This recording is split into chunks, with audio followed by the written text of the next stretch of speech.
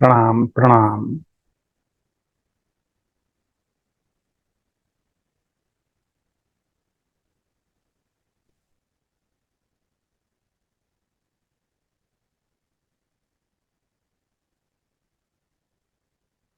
Om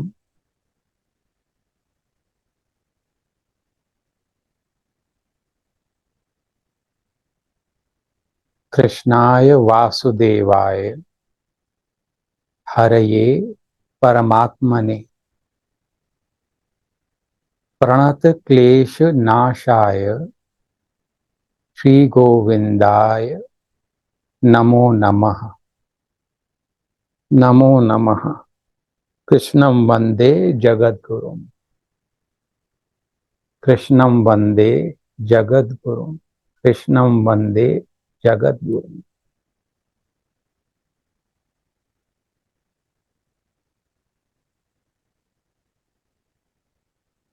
Let us all contemplate upon our highest goal in life,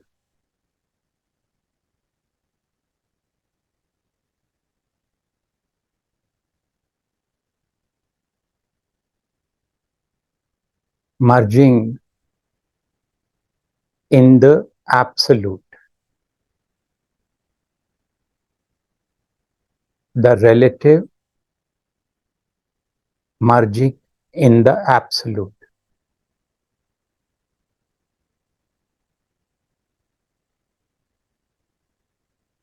The mind is creative by relativity, the mental relativity. This should happen, that should not happen. This is right, that is wrong. This is vice, that is virtue. This I like and that I dislike. This I want and that I hate.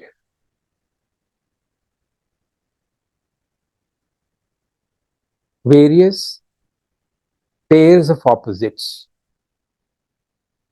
create confusion and dilemma and restlessness in the mind. Everything is happening in the mind only. Never ever forget that. What was that couplet? Guru Vasishtha is telling Sri Ram, Dirgha Swapnam imam vidhi, Dirgham va chitta vibhramam, Dirgham vapi manorajyam sansaram Raghunandan. Hey Ram, hey Raghunandan, this world is a long dream existing only in your mental formations and in various illusions and delusions, your wrong beliefs and conditionings. And we have very well understood this couplet.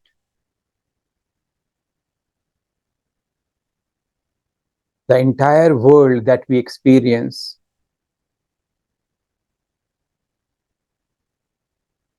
that is in our thoughting,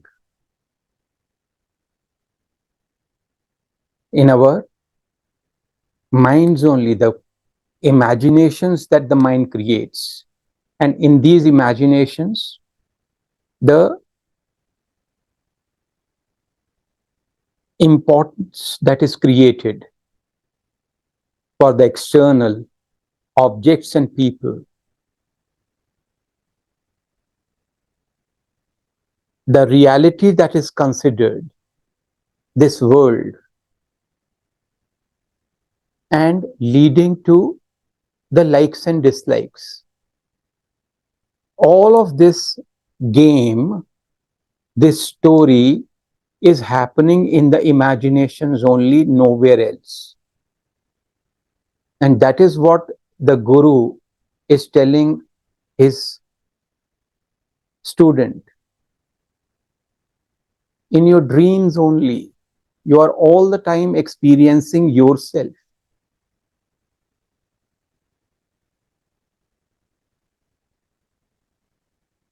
And your likes and dislikes are very much a part of the dream.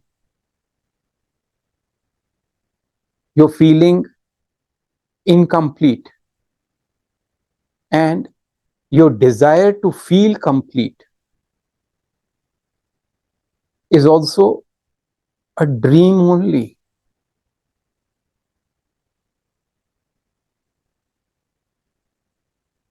The various programs that we absorb from the environment around us. What are those programs? Ideas, those conditionings, those beliefs. What is a belief? Ideas only. And we, because of our living in the sleep state all the time, in the dream state all the time, and our inability to discern, to think, to contemplate, that fans those conditionings. Those conditionings become stronger because that discernment, vivek, manana, contemplation, thinking, we hardly have been doing. But now the life has changed.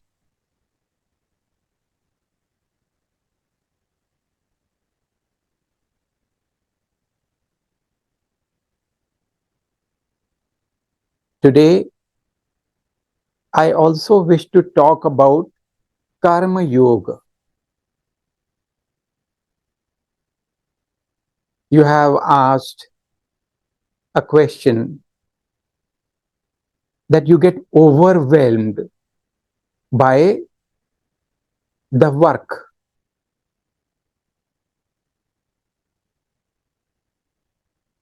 There is so much of it. It is endless.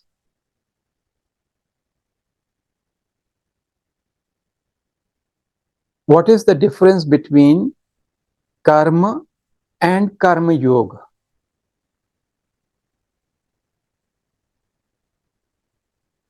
The work that you do, an ordinary way that is followed by the entire humanity, and the extraordinary way that is followed by a seeker of truth. Karma yoga, it becomes yoga.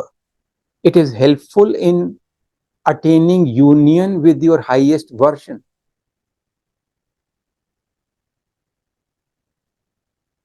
Let us first of all think about the various obstacles that the mind creates.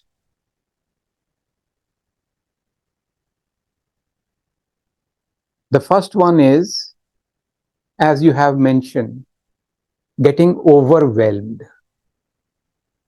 इतना सारा है करने को, समझ ही नहीं आ रहा. A state of confusion arises. You are not able to see things clearly. You are not able to think properly, methodically, meticulously. And therefore, you are not able to do also methodically, vidhi purvak. This is sattva. Doing things haphazardly is tamas. So what I am hearing is, when you say you get overwhelmed, that you might be into multitasking, doing several things at a time. And that multitasking is never conducive to mindfulness minded. We are not robots. We are not machines. The mind has its own limitations.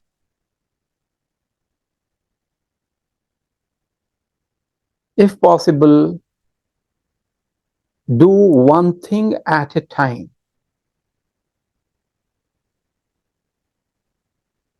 and do it mindfully.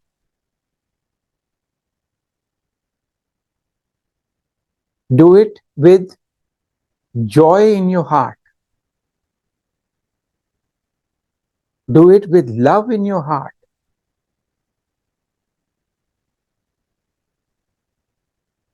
As they do worship in the shrine,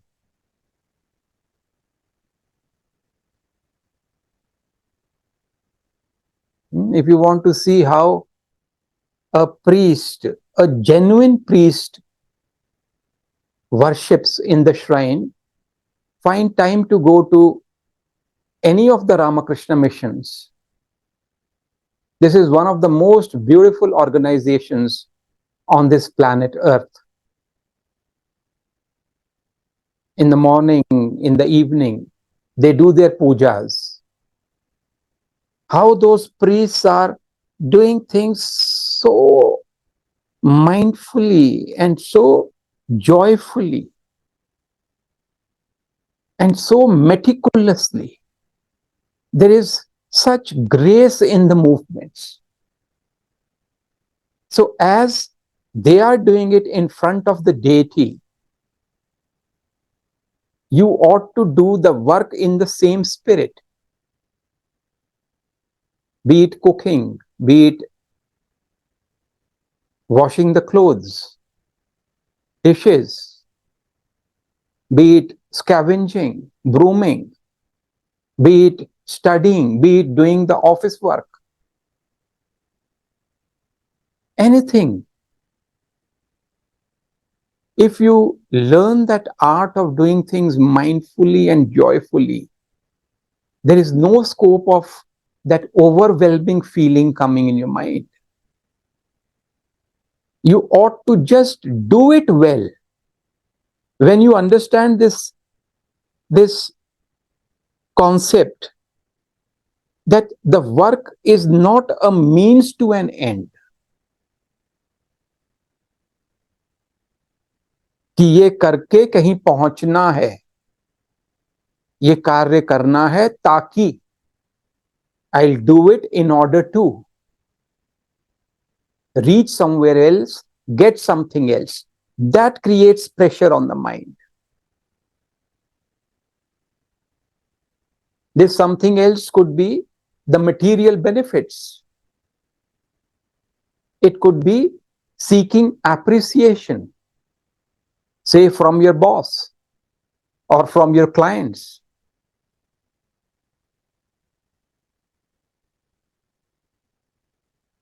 Any motive that is sensual, if it is alive in your work, it is called ordinary work.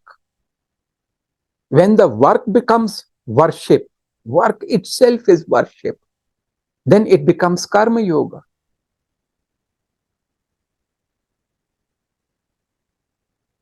Think, please, imagine whatever work you do during the day, right now, just imagine you doing everything with a smile on your lips, with joy in your heart, you talking with people, you studying, you doing dishes, you walking, you doing the office work, or you doing the business, whatever you are doing.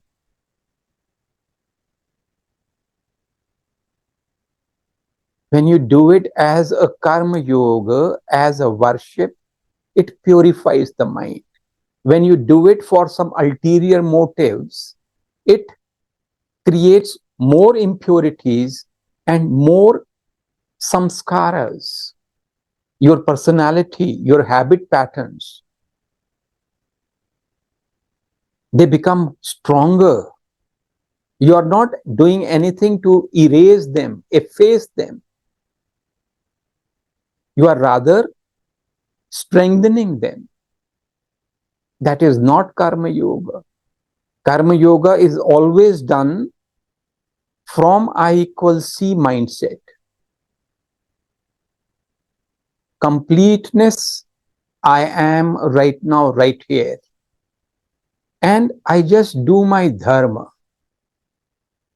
with joy, awareness, love, as a worship, surrendering the fruits to the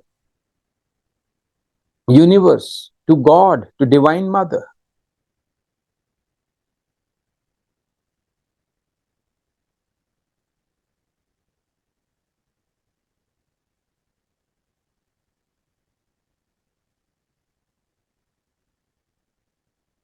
Doing things with selfish motives versus selflessly. What is it that I want for myself? If merging in the absolute, experiencing my true self is my main goal in life, then selfless work is a necessary prerequisite. Without it, you cannot do it.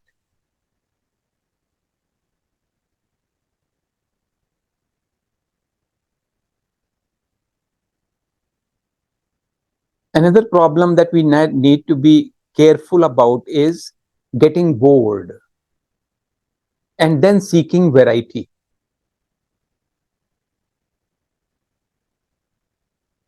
Where is it that the boredom is arising? Where is it that the desire for variety is arising?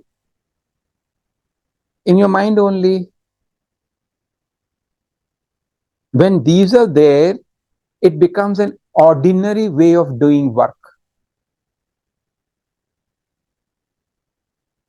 When these are not there, you can do the same thing over and over your entire life in the spirit of worship. That is called karma yoga.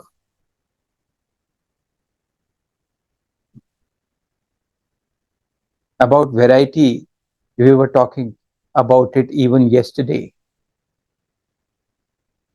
This is the bane of modern age. This is the problem of modern age. Do you remember Master's story? Somebody asked him, what is the difference between a rich man and a poor man?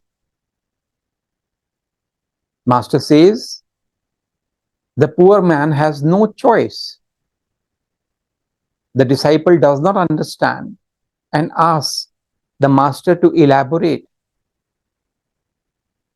to explain. And master says, the poor man has no choice to buy his suffering. What does it mean? The rich man has the choice to buy his suffering because he has n number of choices available. The variety is available. And what does the variety do to you? It causes more confusion. Your life ought to be simple. सरल जीवन बिताना है, simple जीवन बिताना है अगर साधना में आगे बढ़ना है.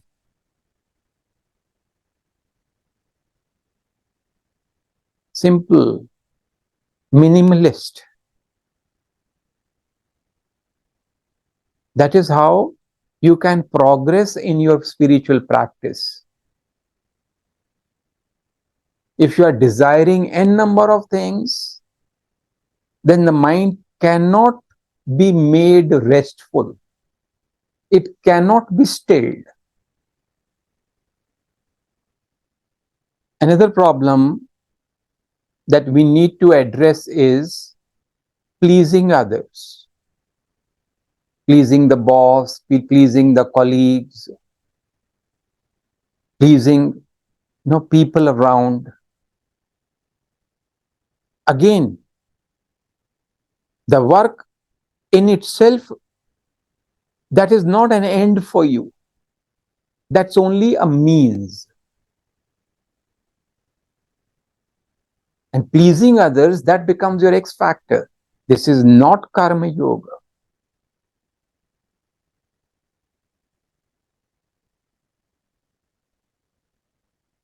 When you're doing it well, when you're doing it with all your heart and soul,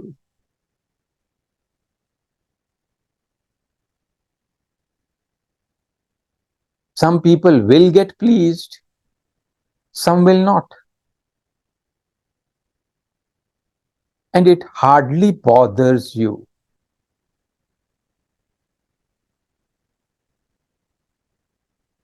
You are ever poised, you are ever peaceful.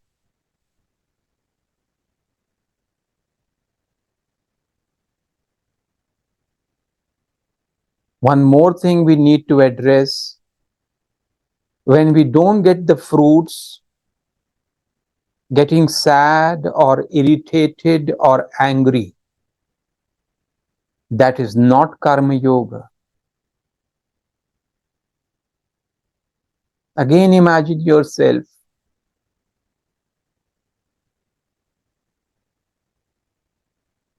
doing your duties, following your dharma with utter joy, with utter awareness.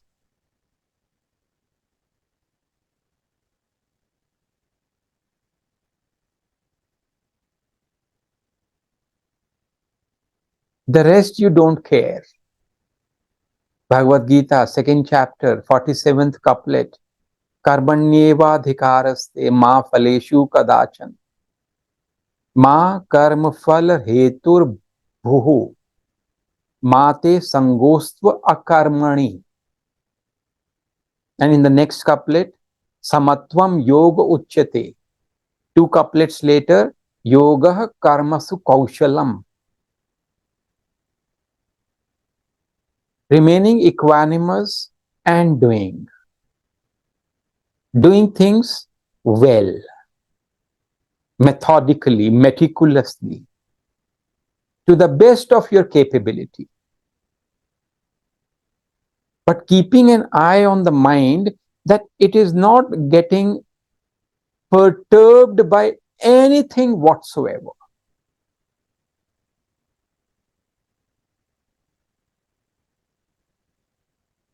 You are least affected by the pairs of opposites. Success is there, you are equanimous. Failure is there, you are equanimous. You have done your best, you know. People understanding you, not understanding you, it is the same for you. People praising you or not praising you, are indifferent to you, or are misunderstanding you or blaming you, it's all the same.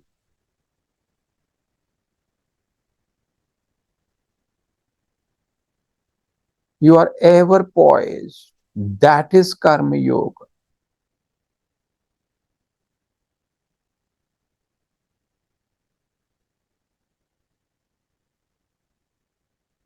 Again, imagine yourself. No sadness, no anger, no irritation. And you still have to communicate, interact with people around you. Some will misunderstand you and blame you. Some may even get angry with you. Some will unnecessarily criticize you, misunderstand you. Nothing touches your heart. You have no ill feeling towards anybody. In that spirit, when you do the work, that is karma yoga. You are doing something and the mind is going all over the place. You are cooking in the kitchen, but your mind is in the office. When you are in the office, your mind is at home. It remains distracted, disturbed. That is not karma yoga. Mindfully. Remember that story of Buddha? How do you eat an apple? The answer given was, well, I take it, I cut it, I put it in the mouth, I eat it. Buddha says that is not the meditative way of doing things. When you take the knife, you know you have taken the knife. The apple is there in front of you, you are aware its color, its size, its variety. You use the knife to cut it into pieces. You are mindfully doing it. You take one piece and put it into your mouth. You are aware that you are doing it. You chew it and you are aware, and you gulp it, you are aware. You are aware of the taste, you are aware of the texture. The whole thing being done mindfully, it becomes meditative. What does the Zen master say? When I walk, I walk. When I eat, I eat. When I talk, I talk. The mind is least distracted. That is the meaning. That is Karma Yoga.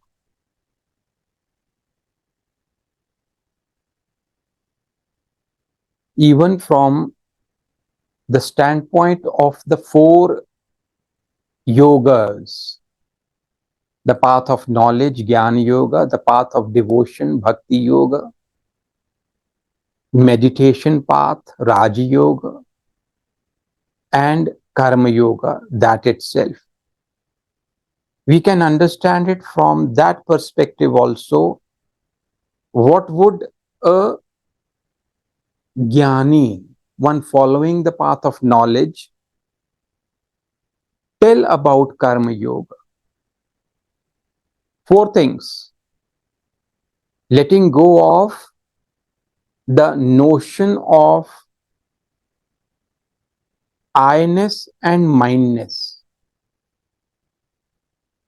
desires and resolutions. मैं, मेरा, इच्छा और संकल्प.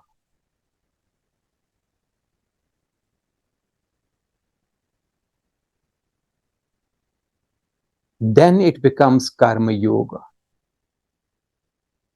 I am not a doer. I am not a bhokta, na karta, na bhokta. Enjoyer. I am totally fulfilled within myself.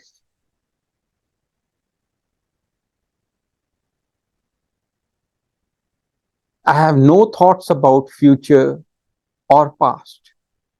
I don't want to control anything. I just go with the flow. मैं नहीं, मेरा नहीं, कुछ चाहिए नहीं, कोई संकल्प नहीं. And yet I am active throughout the day. Imagine a Christ working. Imagine Krishna working. Imagine Nanak working.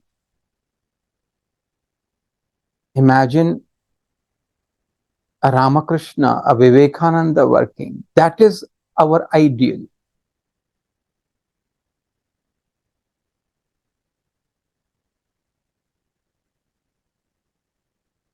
Letting go of doership and enjoyership.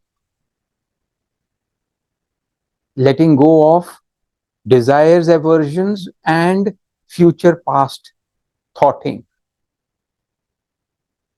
That is Karma Yoga. From the standpoint of devotion,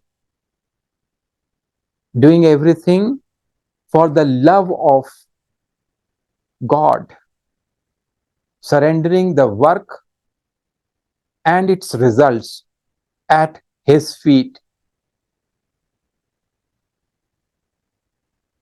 As worship, you do it.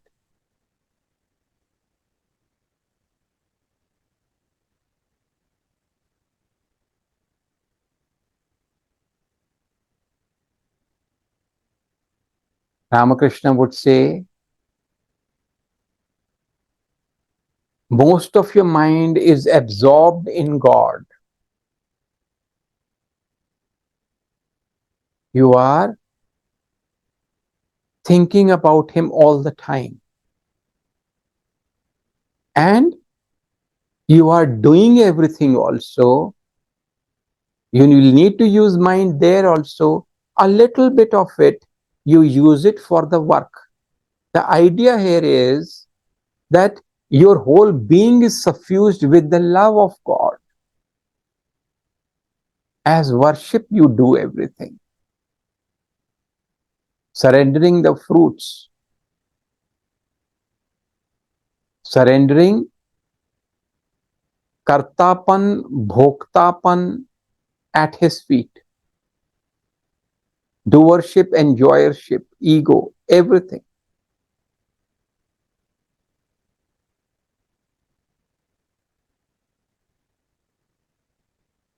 Then you don't need to go anywhere to some spiritual places. Wherever you are, you understand that is the best place for you.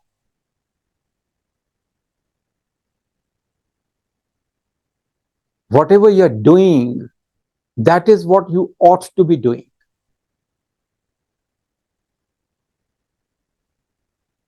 How do you know that you should be doing this work only?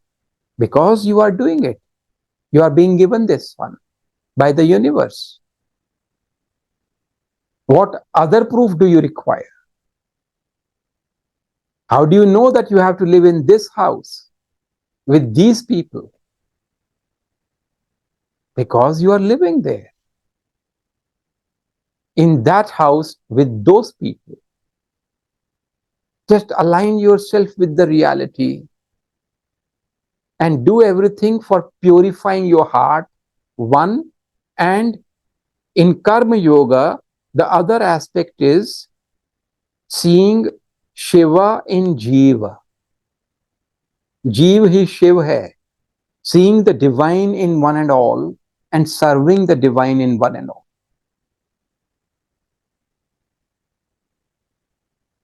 That becomes Karma Yoga.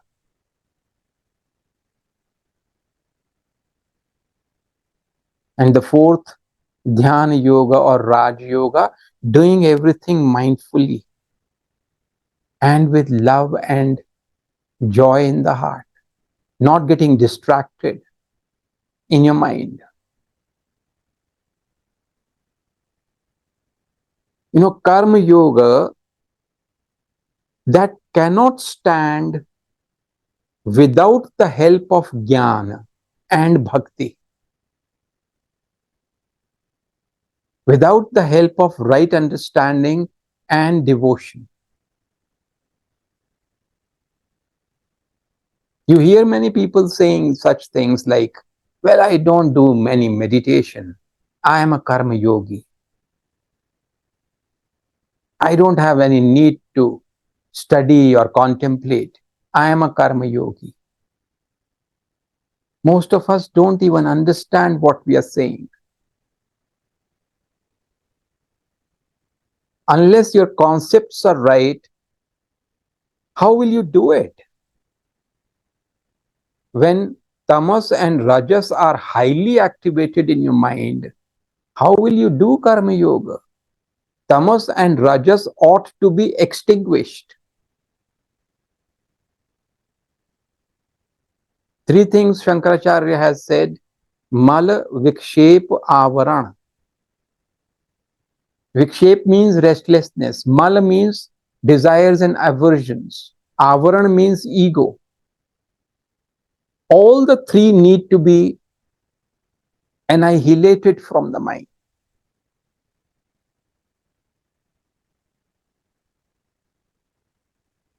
So how do you remove mal, the impurities? By, in the morning I was talking with somebody and this concept came, vimal manana. Mal का उल्टा क्या है? Vimal. The opposite of impure is pure. Pure, clear contemplation. That is how you prepare yourself. You change your entire perspective. That is how you will be able to do karma well in the spirit of karma yoga.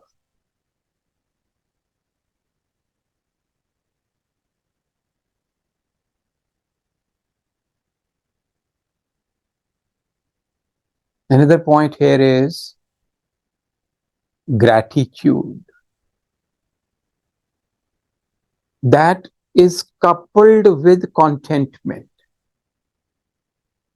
Both together, gratitude and contentment for what all the bounties of universe, what all God has given me.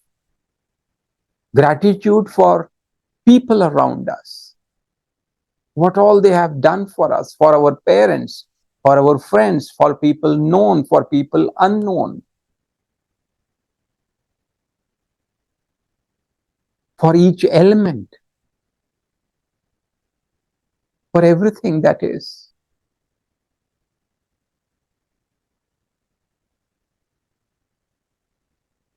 Not letting spriha overcome your thinking. Spriha is the desire for more. Ye dil mange more. You are ever dissatisfied. You are ever insatiable.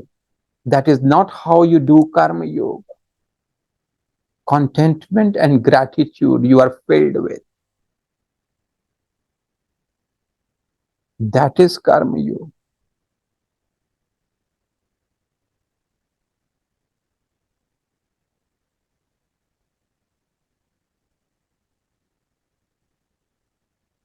Let us pray to Krishna that what he has taught in the Gita, may we align ourselves completely to his teachings.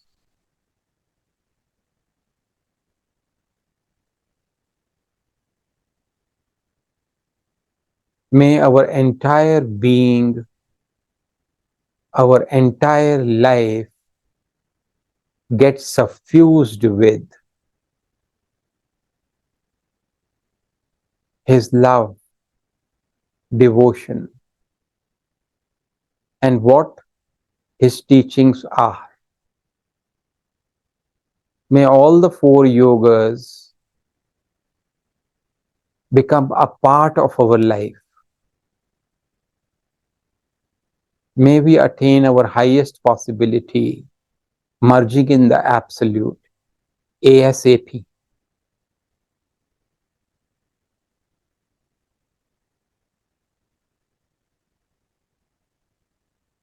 Shanti mantra. Om Bhumi Mangalam, Udak Mangalam, Agni Mangalam, Vayu Mangalam, Gagana Mangalam, Surya Mangalam, Chandra Mangalam, Jagat Mangal, Jiva Mangalam, Deha Mangalam, Mano Mangalam, Atma Mangalam. Sarva Mangalam Bhavatu Bhavatu Bhavatu. Sarva Mangalam Bhavatu Bhavatu Bhavatu. Sarva Mangalam Bhavatu Bhavatu Bhavatu. Om Shanti Shanti Shanti. Hari Om Tat Sat. This earth is divine.